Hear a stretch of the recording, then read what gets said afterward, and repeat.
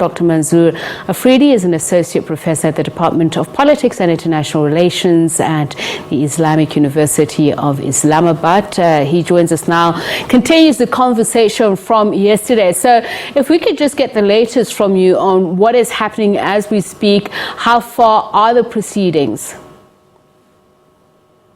Well, today the National Assembly of Pakistan started its session, and it was expected that the no confidence motion that will be discussed, but there were debates from both the ruling party Pakistan Tehreek-e-Insaf and all the opposition parties. They were just explaining their positions, and they were having allegations against one another.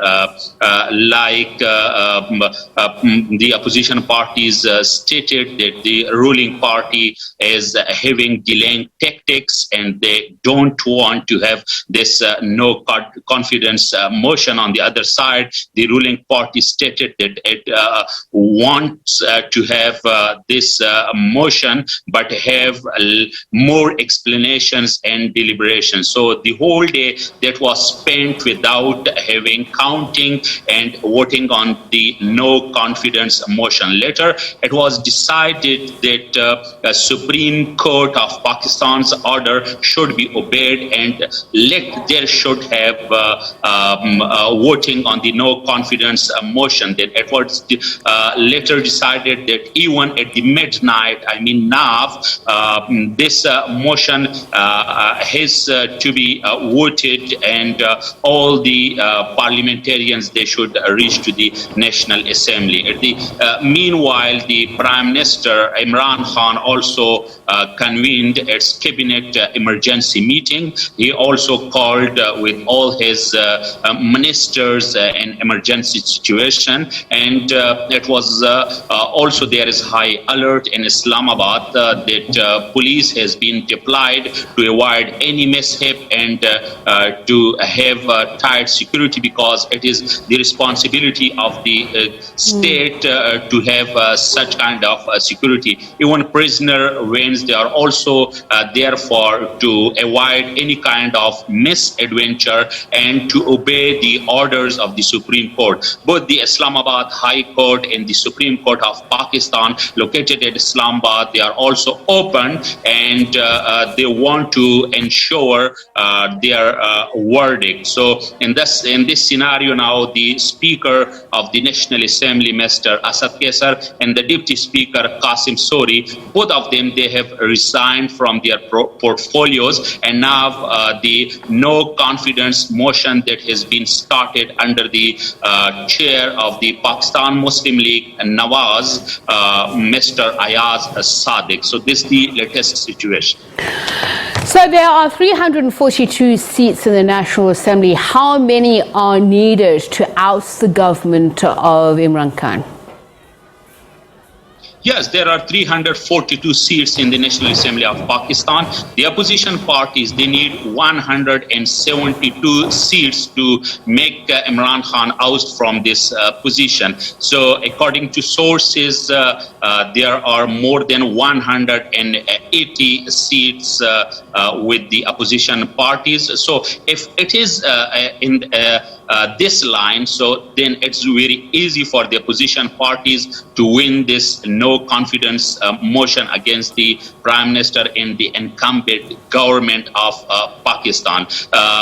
There are already some 20 deviant parliamentarians from the ruling party, Pakistan Tehreek-e-Insaf, who have joined the a kind of opposition parties, and already the ruling party has filed a petition and filed a note today against these 20 deviant member of National Assembly. So if we count them, so then the total number of the opposition, that is almost touching 200. So if this is the situation and all of them, they are available in National Assembly, then it I think looks easy for the opposition parties to have this number to cross the 172 seats. So, I mean, we're seeing visuals there of those who support the opposition and those against. And as you mentioned, the Prime Minister Imran Khan has called on his supporters to oppose what is happening in Parliament at the moment. But I wonder, what can they do, his supporters, to prevent this? Is this not a legislative process that enjoys legal support given what the Supreme Court ruled?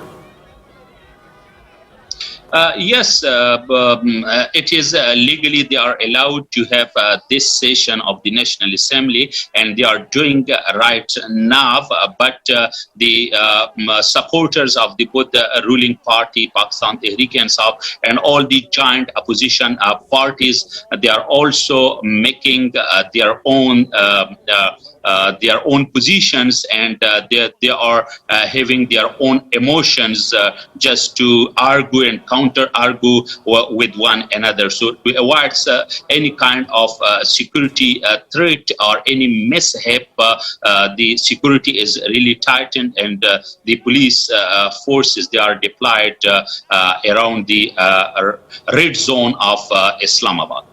I'm glad you speak about the security threat in a greater sense, because there have been reports that there's been a change in the army. However, I understand that the Information Minister, Fawad Chaudhry, has come out saying it's false.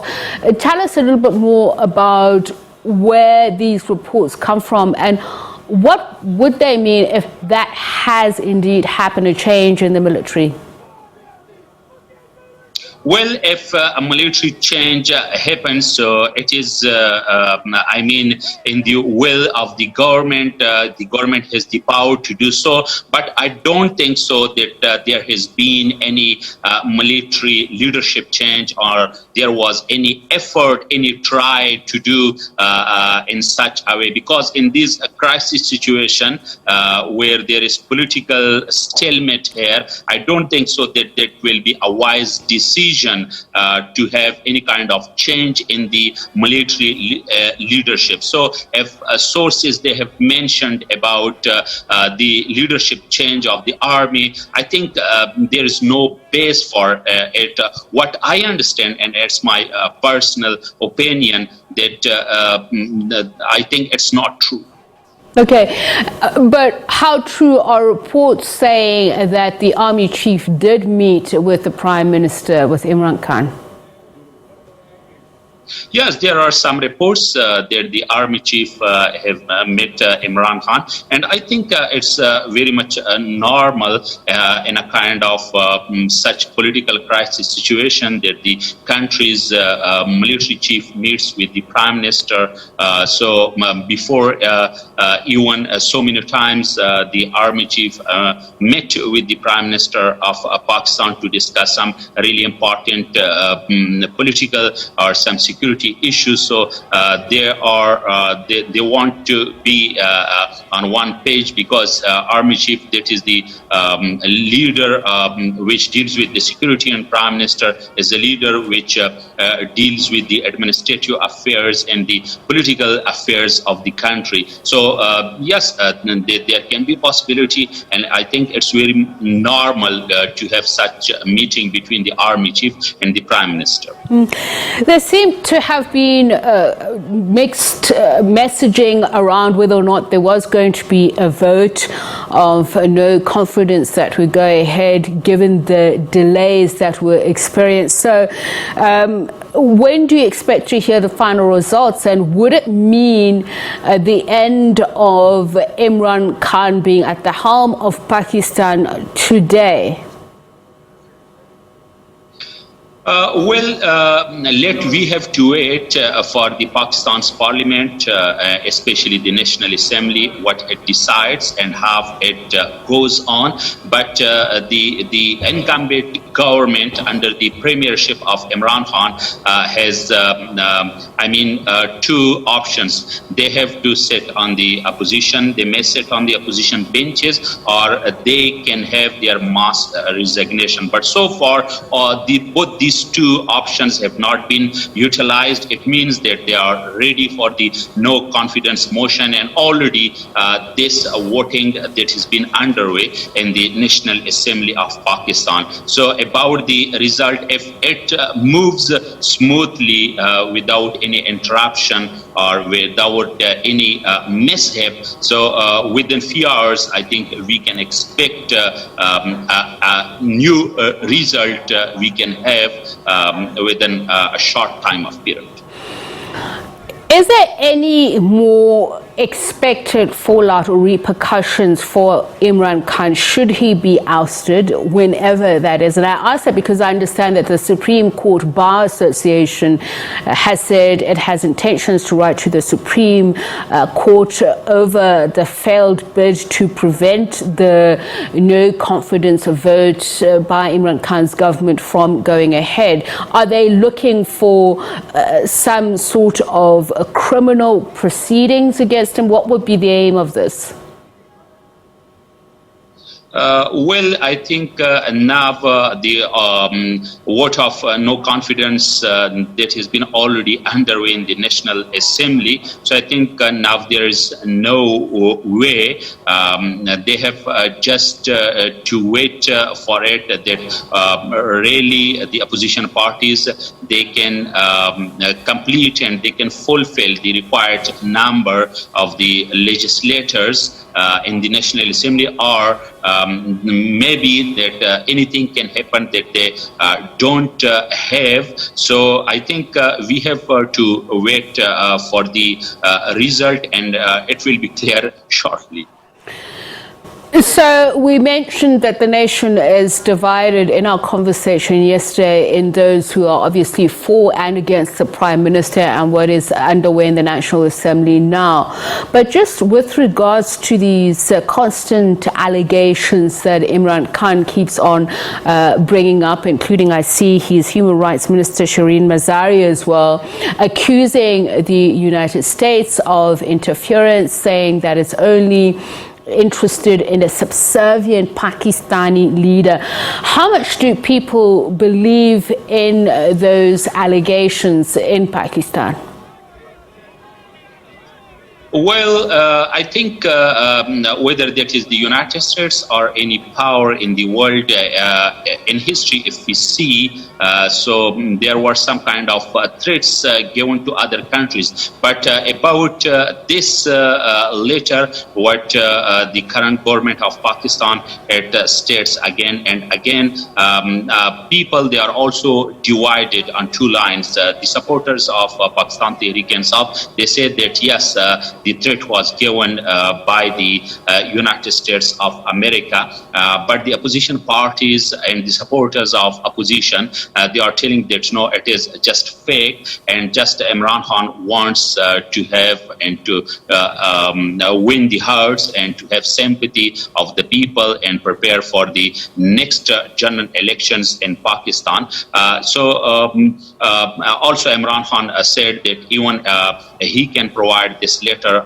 or this communication to the Supreme Court of Pakistan, to the judges of the court, highest court in Pakistan, and even it was discussed that a probe committee has to be made about this letter. But till the letter what the PTI's government stated, it has not been made public, and if there is something, I think it should be investigated, and it should be given the chance to be properly investigated and to have a clear-cut position about this interference of the United States of America. So very briefly, irrespective of what happens next, what legacy does Prime Minister Imran Khan leave behind? Nawaz Sharif was saying earlier on this was an attempt by a maniac to prevent facing the music, and I'm just wondering how many people share that view.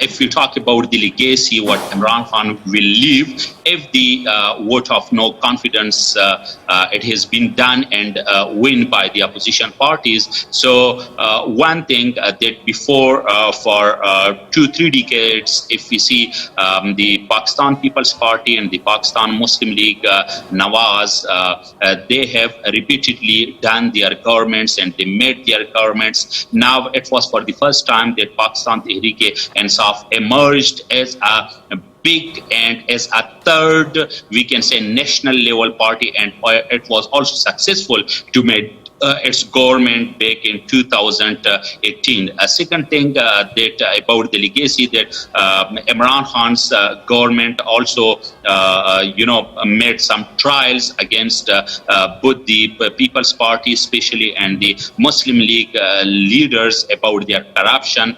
And another thing what we can say that Imran Khan also wanted to have a kind of balanced relationship on the one side with the West, especially with the United States, and on the other side with China or with Russia. And about the Afghanistan issue, that it also played a role, especially in the negotiations between the Taliban and the United States administration. And a legacy, what we can say that for the first time, at least, I think we can say that the opposition parties in Pakistan, they are gathered to have one voice and strong opposition against the current government, Pakistan Tehreek-e-Insaf. Dr. Manzoor Afridi, thank you very much. He's a political expert and in political affairs at the University of Islamabad